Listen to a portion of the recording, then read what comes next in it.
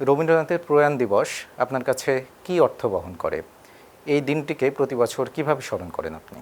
আমি যেহেতু রবীন্দ্র যুগের মানুষ নই, আমি এই বর্তমান যুগের মানুষ, কিন্তু আমি এবং আমার মতো যারা রবীন্দ্রসঙ্গীত শিল্পী, রবীন্দ্রসঙ্গীতের চর্চা করেন কিংবা সাহিত্যের চর্চা করেন, যারা কবিতা পড়েন কিংবা পড়তে ভালোবাসেন, তার নানা রকম লেখা পড়তে ভালোবাসেন, তাদের জন্য আসলে এই দিনটি বিশেষ একটা গুরুত্ব পালন করে।